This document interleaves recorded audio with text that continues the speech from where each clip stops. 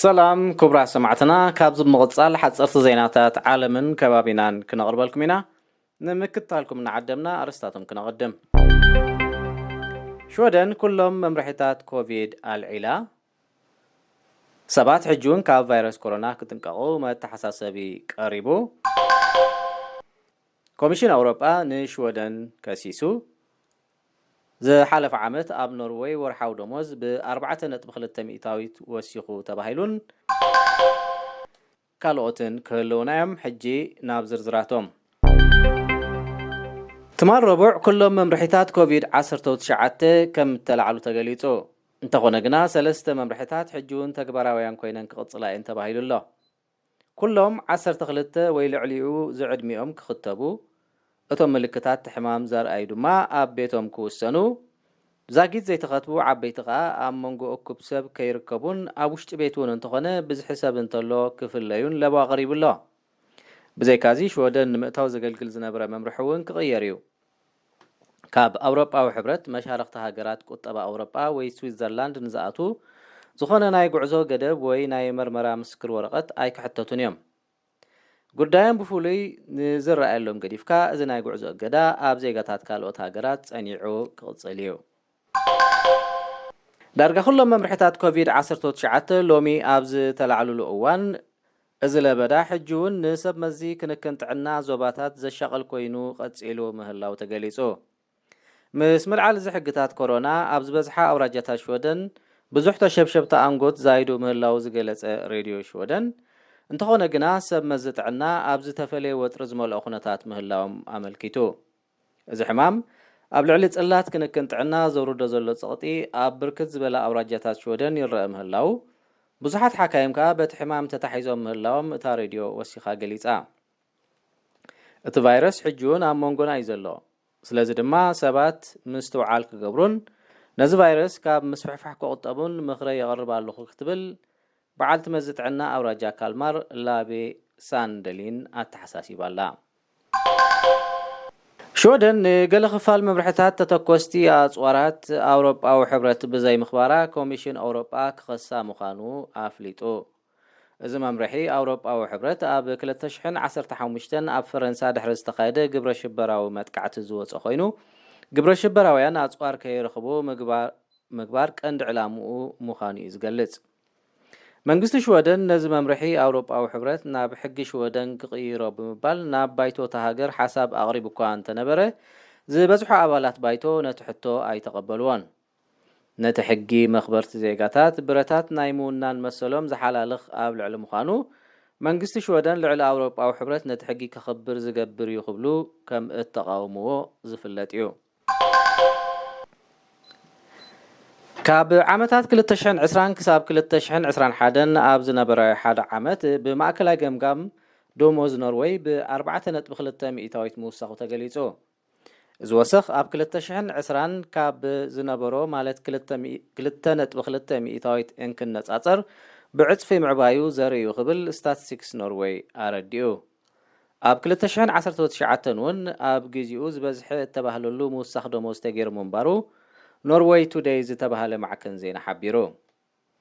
ኣብ ሕዳር 2021 ዝነበረ ናይ ሙሉእ ግዜ ደሞዝ ብማእከላይ ገምጋም 50,790 ኮሮና ኖርዌይ ነይሩ ኣብ ወርሒ ሕዳር ናይታ ቅድሚኣ ዝነበረት ዓመት እትወሰኽ 2,000 ኮሮና ኖርዌይ ምንባሩ እቲ ዜና ወሲኹ ኣመልኪቱ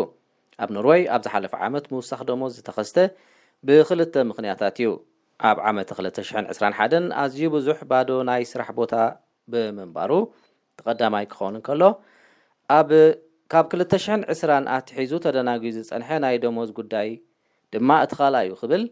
ኣብ ስታቲስቲክስ ኖርዌይ ላዕለዋይ ኣማኻሪ ሃንከን ግሪን ኣመልኪቱ ኦስሎ ንሕጊ ምርሕሓቕ ክትወግድ እያ ናይ ሕማም መልቀቕ ፍቓድ ካብቲ ለበዳ ንላዕሊ ዓብዪ ሽግር ኮይኑ ምህላው ሓላፊ ቆንስል ከተማ ኦስሎ ሬይመንድ ጆሃንሰን ትማል ረቡዕ ኣብ ዝሃቦ መግለፂ ሓቢሩ ንሱ ነቲ ርሕቀትካ ምሕላው ረቑሒ ብምውጋድ ነታ ከተማ ክኸፍታ ድልው ምህላው ወሲኹ ገሊጹ ኣሎ ብመሰረት ጋዜጣ ቪጂ መንግስቲ ኣብ መወዳእታ ዝሰሙን ነታ ከተማ ክኸፍታ ብምባል ጋዜጣዊ ዋዕላ ክዕድም ይዳሎ ኣሎ ገለ ሒደት ስጉምትታት ይተርፋን ኣለዋ ኣብዚ ሕጂ እዋን ናይ ሕማም መልቀቂ ፍቓድዩ ካብቲ ለበዳ ንላዕሊ ዝዓበየ ሽግር ኮይኑና ዘሎ ክብል ጆሃንሰን ነታ ጋዜጣ ኣብ ዝሃቦ ሓበሬታ ኣመልኪቱ